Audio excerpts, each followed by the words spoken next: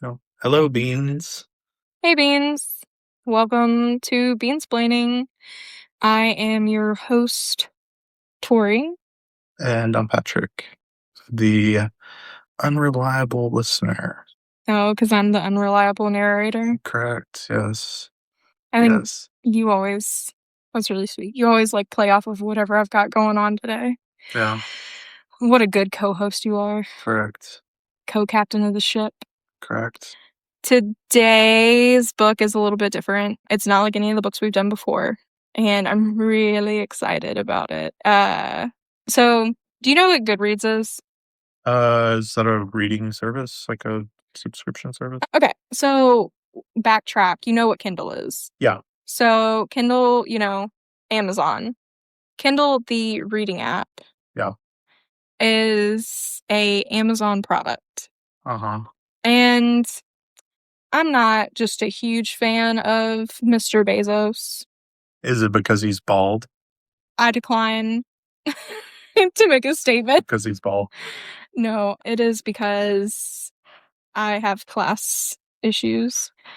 Anyway, I there are alternatives to Kindle, but Kindle, like Amazon, has become just a overarching product that is really easy to use and has so many, titles. Right. It's particularly easy to use, and that makes it difficult to do something else. So I don't love that. I'm going on a bit of a tangent there. So what's Goodreads? Okay, Goodreads is connected to Kindle. So Goodreads is like it's like a social media for people that read books. Okay. So whenever you read a book, first of all, you can like make a stack of to reads. So if you have books that you have on hand, you can scan them in. Or if there are books you hear about and you're like, oh, I want to remember to read this, you can put it in. And you can also section them off to say like, okay, this one's science fiction, whatever. And then you can say, okay, I'm reading this book. And then when you're done, you can review it. And then everyone can see your review. And it's almost like a community consensus of like how we feel about books. Right. So, Okay. like, New York Times will be like, oh, this is a bestseller. But that doesn't, I don't know. It seems very not realistic as a number to go off of for if whether a book's good or not. I mean, just because it's a bestseller doesn't mean it's necessarily reviewed well. It means that it's bought well. But Yeah, and I will say maybe that exposure, because I will say like anything that is like the Hugo Award, anything that has an acclaimed status of any sort, I notice it does get better reviews, but that could just be because it's more. bought more, and Yeah. it's probably why all the negatives are watered down because yeah. Yeah. But regardless, I really like the idea. I like the idea of, a community moving around, or a community communicating about books specifically, and being like having a space to do so, and being able to connect with other people who also have a preference to reading, Right. as a hobby.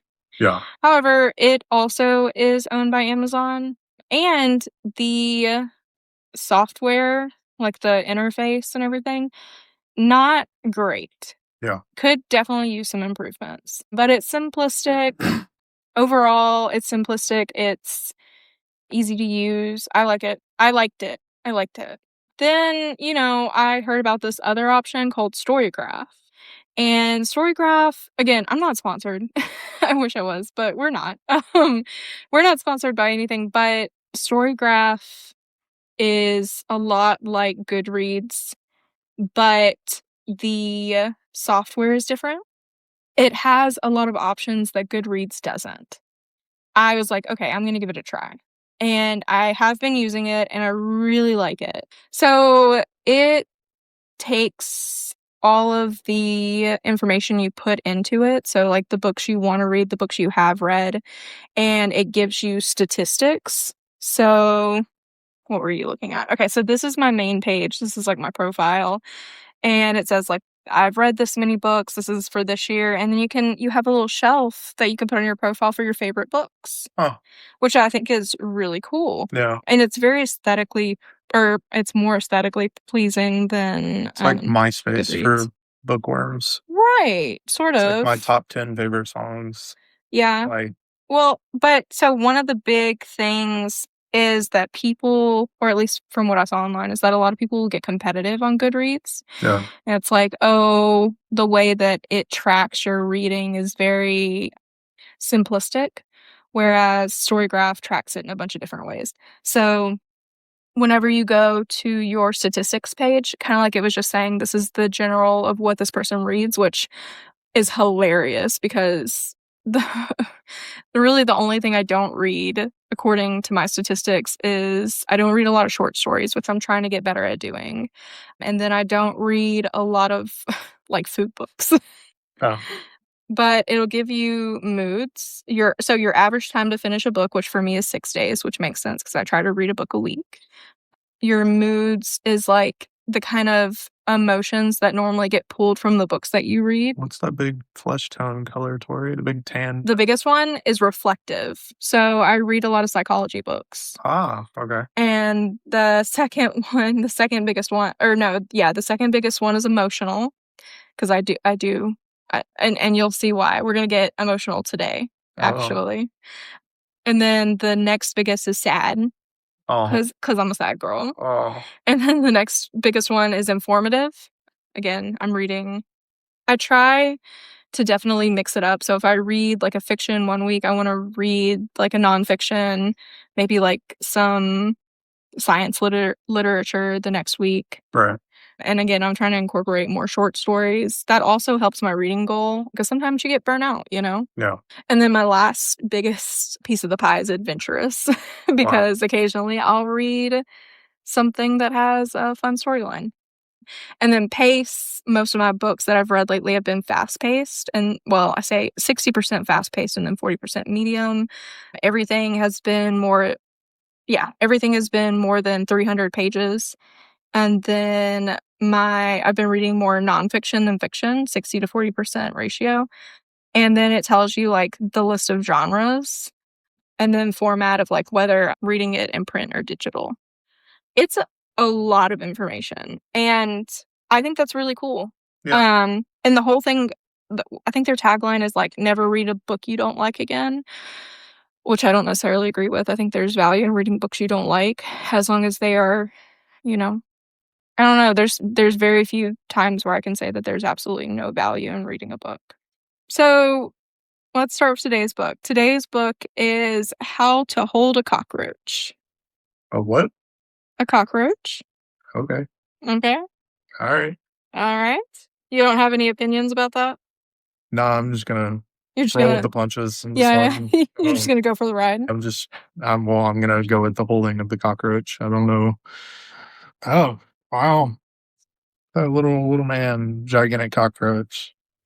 Do you wanna so that's the cover of the book. Do you wanna read everything on the cover? How to Hold a Cockroach. A book for those who are free and don't know it. Matthew Maxwell. Illustrations by Ali Daigle. You know, we originally went into that conversation of Goodreads versus Storyworth Yeah. or Storygraph, sorry. And it's because that is my only favorite book. Huh. I listened to the audiobook. And the only reason I saw this book was it just randomly popped up, and I was like, "That's so weird. That title, How to Hold a Cockroach, like, what is this?" And when I checked it out, it was referenced as a children's book for adults, and it made me think about how we've had conversations about doing kids' books, like, but doing it in a funny way, like reimagining and trying to figure out which kinda it is or Right. and I was like, I wonder what this is, and I actually thought it was gonna be more of, like, a comedy book, and I cried. The listen is, I think, maybe, like, an hour or 2, maybe less than 2 hours, something like that, and it is so good. Not only is the book itself just very heartening, the audiobook is really well done. The narrator is really good. It's like, if I remember correctly, because now it's been a while since I've listened to it, but I think it was like a British man or an English man, and he's reading it and he sounds kind of fancy or whatever. And then there's like music that goes along with it. It's not just someone reading it. It's like a production. It's really well done. When I first saw it, How to Hold a Cockroach was the title, but then I saw that it's a children's book for adults. And then I saw that tagline that you read off that says, "A book for those who are free and don't know it." And I was like, I wonder what that means. So anyway, I got pulled into it. If someone is listening to Beansplaining and they're just like, I just listen to Beansplaining because maybe I don't have time to read these books and I'm kind of interested and I want like a synopsis or something, I'm going to give you a lot of information about this book. Please read the book yourself. Please listen to the book yourself. It's beautiful. This is a good one. I'm gonna go ahead and put it on there. This is 5 out of 5 beans. 5 out of 5 big beans. Wow. The highest rated book we've ever had here. And it's a children's book. Yes. So we start the book with a boy who is living alone. And he's in his kitchen. He's eating breakfast. And he sees a cockroach. And he despises it. He is so mad. He's like, that's disgusting. Grossed out. But then he goes back to a memory where his mom, the first time he ever saw a cockroach was when his mom pointed one out and was like, oh my God, that's disgusting. And then after that memory, he thinks about how some places of the world, people eat cockroaches the same way he would eat strawberries. Of course, he's, sitting there eating his breakfast and he's grossed out and he just doesn't want to even eat the food. Now, when the book starts, it's saying the boy, but the way that the setting is portrayed to us, it's obviously a grown man, maybe in an apartment, living alone, sitting at a table. He's grossed out and he's like, I don't even want to eat my food. But then as he's looking at the cockroach and he's thinking about how much it's grossing him out, he realizes that he doesn't even know that much about them. The story his mother and others have always pressed are that, cockroaches are bad, they're ugly, they're unsanitary.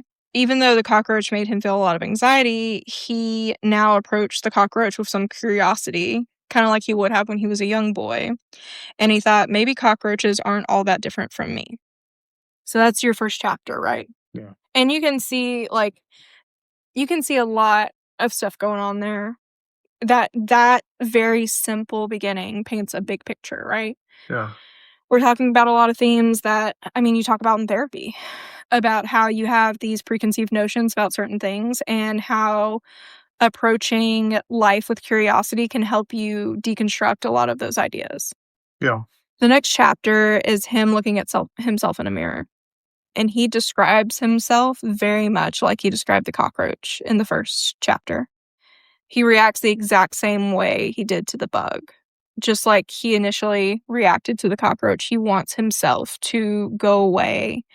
So in the first chapter, whenever he was remembering his mother's reaction, she yelled at the cockroach and said, like, you're ugly, you're gross, go away.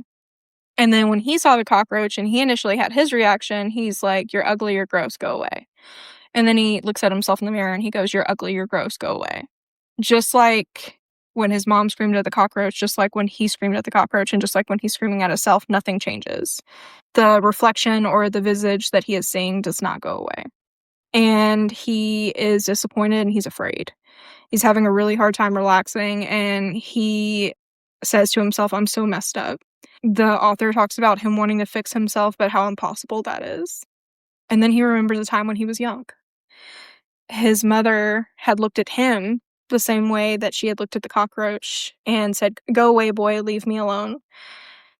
And again, just like the cockroach and just like himself, today he felt bad, unwanted, and disliked. You're very quiet. It's good. Yeah. Yeah. He realizes he felt the same way about the cockroach as he did himself. He questioned how much he actually knew about himself. Who are you really? He said, maybe I don't know who I am. Maybe no one else does either. And that's the end of that chapter. Next chapter, he sees a picture of his ex-girlfriend. And he says, go away, love, leave me alone. Just like his mom, just like the cockroach, just like to himself. The picture made him feel hopeless and hurt. He's like, it's too much. and everything feels impossible. He thought about the last time that he saw his ex and how she looked at him and she said, "Go away, boy, leave me alone." He thought about it and he said, "Love is painful, dangerous, and scary." And then he remembers the cockroach. He didn't know what it was. He realized he wasn't hurt by the girl or love, but what he believed about it. He looked at her picture and started to ask, "What do I really know about you or love?" And that's the end of that chapter. And next chapter, he starts thinking about the past. And he has a lot of feelings. He's feeling frustrated, he's feeling full of despair, and he just can't sleep. And he's thinking, "I've messed everything up. There was no way to go back. Everything's impossible." And then he remembered the cockroach. And he said, what made him hate the past so much? He thought about other people that he's known and how they hold the past in their minds with gratitude. He thought about how impossible it seems that someone could relish the past. And then he remembers a time when he was very young. He tried to reach out to his mother, but his father pushed him down. "Go away, leave her alone," is what he says.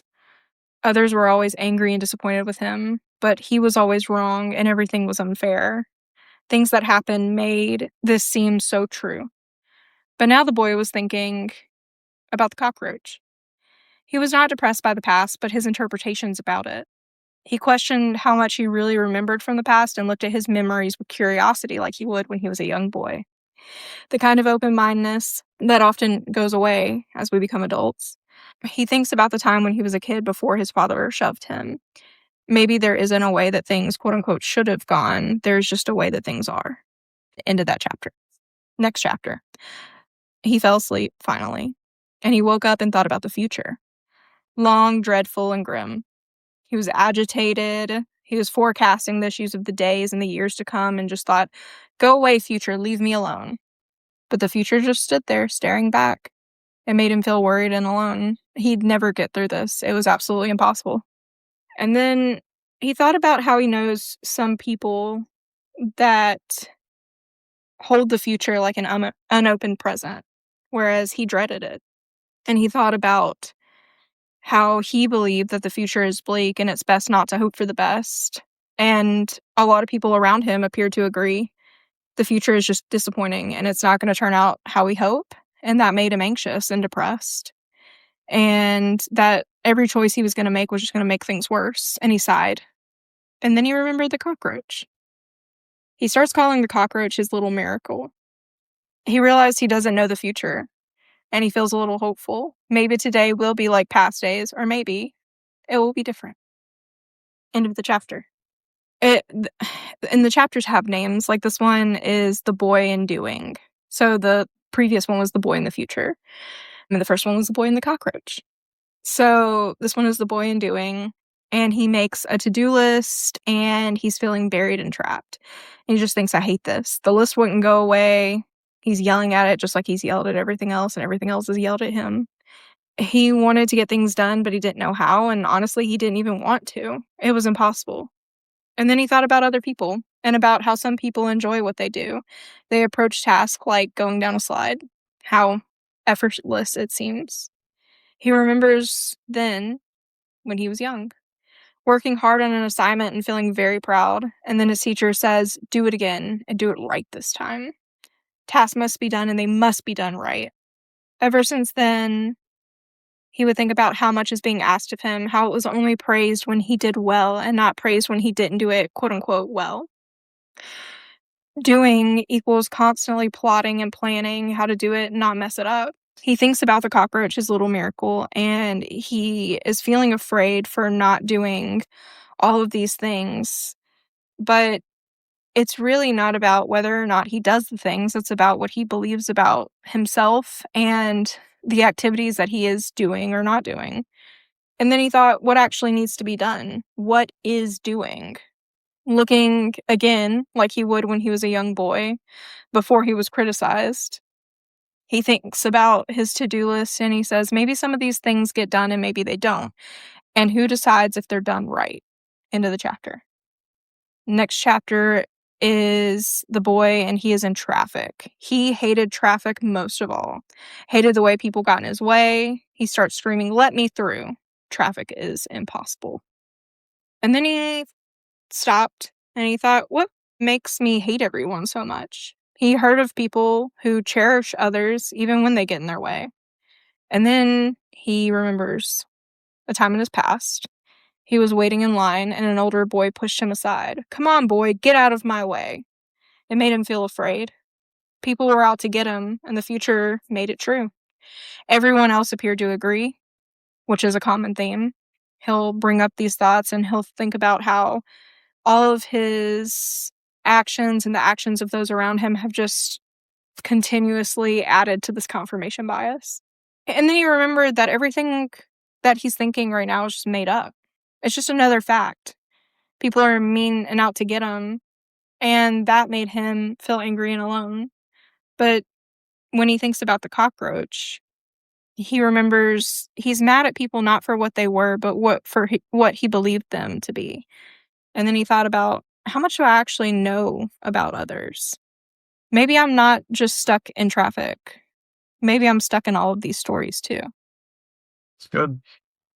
You're just listening so intently. Yeah, it's really good. It's very interesting to see the personification of the cockroach and like, Will you make me a promise that you'll listen to this? yeah, I'll listen to it. It's really good.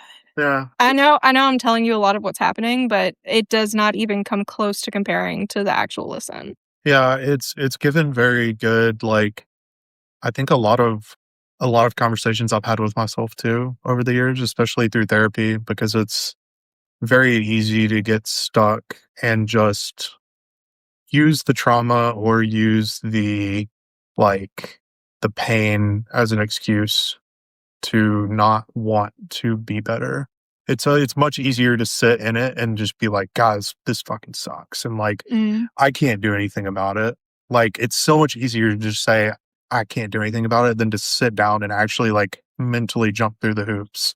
But it doesn't feel as good. It's easier to do, but it's not as rewarding and or like feasible long term. So one thing I really like about this book is he never approaches these issues like the solution never appears to him and he goes, "Oh, I need to do better."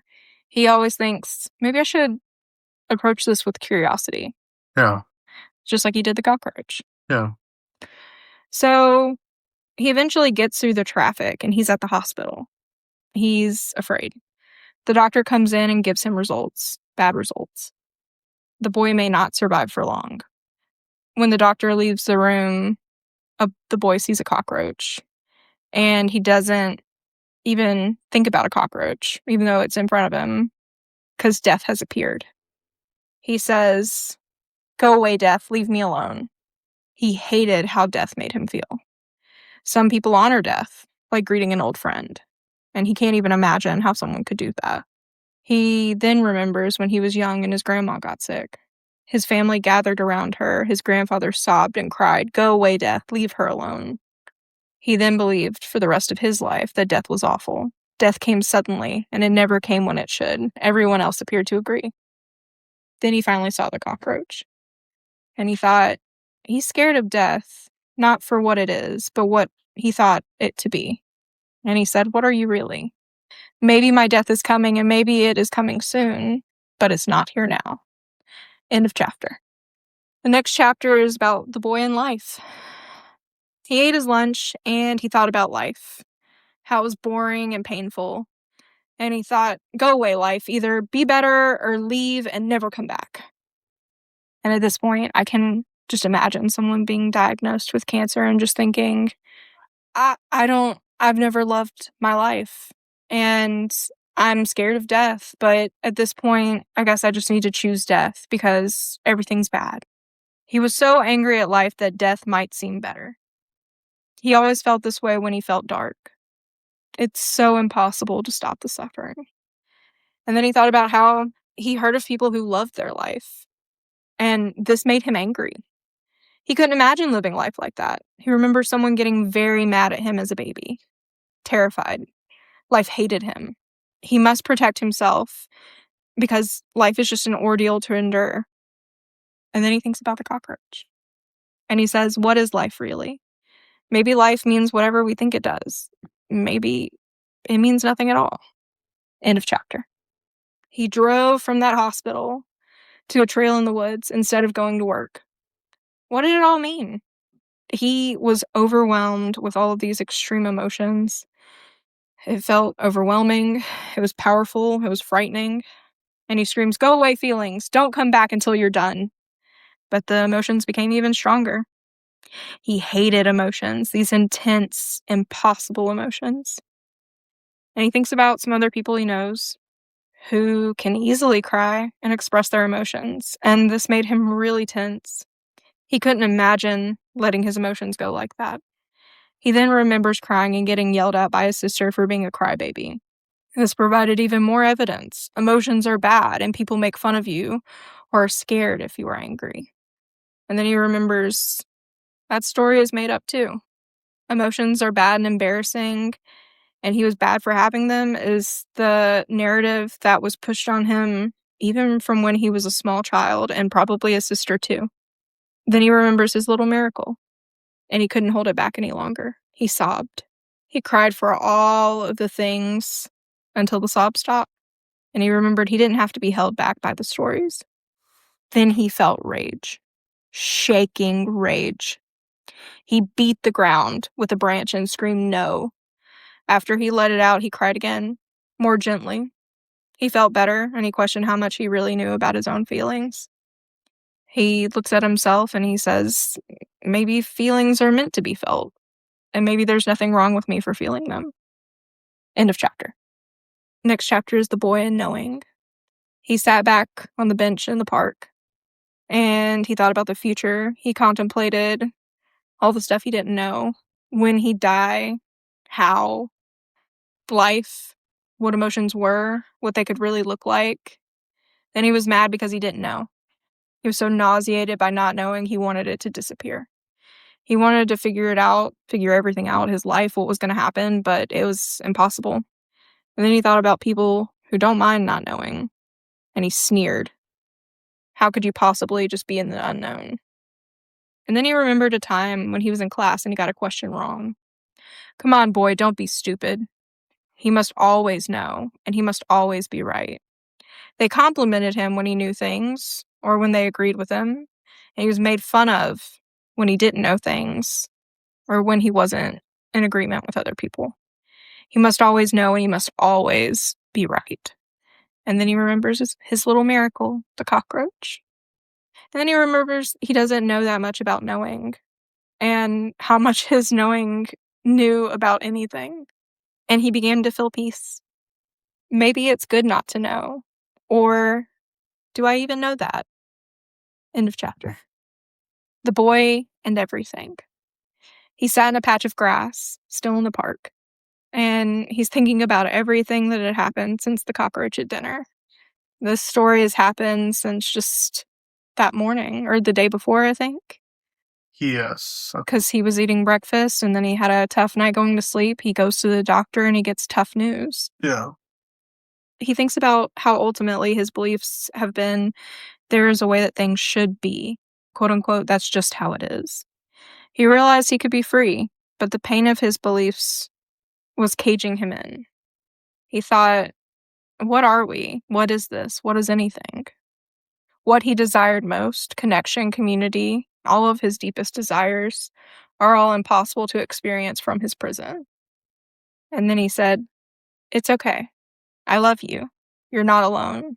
He stepped through the fear and out of his stories. What do you think so far? I think it's good. It's very wholesome. It's very, perspective driven, which I really like. So all of that I just went through with you, that's part 1. Okay. So now we're at part 2. Okay. And part 2 is called A New World. He lies there for a long time, noticing just how it feels to exist. He's thinking about how there's nothing really here. There's nothing to do. There's nowhere to go. There's no one to be.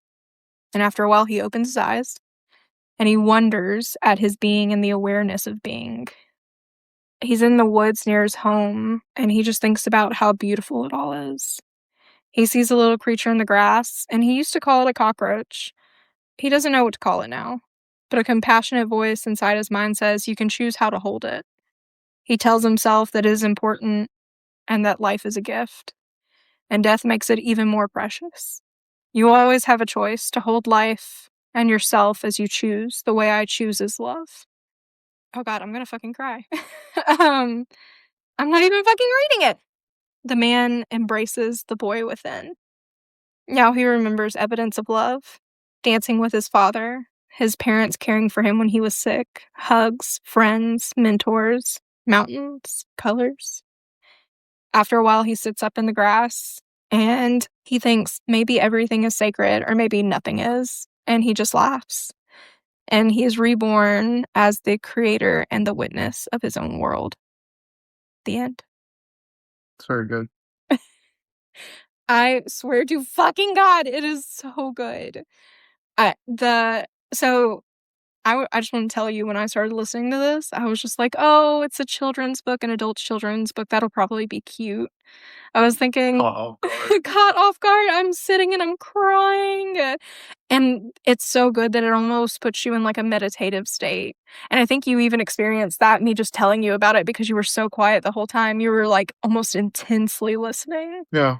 Yeah. The theme that I really love about quote unquote, oops, Mhm. quote unquote children's books is the fact that it always has a recurring theme that always comes back, like the hungry, hungry caterpillar. Yeah. There's always a theme that comes back. In this case, it's La Cucaracha. Mhm. But, the cockroach is the recurring theme in this. It's Yeah. always life's tough. Then you remember the cockroach. Mm. Well, and one thing that I found so beautiful about this book that I really have an issue with a lot of people, because today we have so many people who think you need to pull yourself up by your bootstraps. And don't get me wrong, it is good to help yourself if you can. But the most important thing that I think is pressed here is that you actually don't have to like overcompensate. You just have to look at what things are and approach them with curiosity and love. And if you're coming from a place of curiosity and love, it doesn't matter. None of it will matter because you're coming like whatever conclusion you make, whatever the outcome is, you started from that place and that's where you're going to be. And that's beautiful. Yeah. So there's an epilogue. Mm. The boy sits at dinner and he sees a charming and cute cockroach. You look so grossed out. You're like, Yeah. Mm. He cheers and coos and wants the cockroach to never leave. He tells the cockroach he is welcome and that he can stay as long as he wants. And he thinks about how happy it makes him. He thinks about all of the people in far off lands that hold cockroaches as deities, much like how he holds it now. He remembers a time when he saw a cockroach and chose how to hold it. He thinks of what makes him happy about cockroaches. Not many people seem to agree, but that's the story he chooses to believe. Cockroaches are cute and comforting. He loves the cockroach not just for what it is, but the possibility he has chosen to believe about it. It is sacred to him. He questions, how much does he actually know about cockroaches? He said, what are you really? And looks at it with compassion and sets it down as it scurries away. He thinks, maybe cockroaches aren't all that different from me. And that is the true end. It's good. It is good. I also like the author's decision to just refer to him as the boy. Until he's having that revelation. Right. And so it reminds me of, is it Growing Up Small? Is that what it was? I don't know what that is. It could be. I'm not It familiar was with the that. book that Kathy had talked to us about with. Oh, there was a book called reparenting yourself or Yeah, it was like, regrowing yourself or something. yeah, it was using the idea that like uncomfortable situations or bad things made you feel away. and they made you feel small.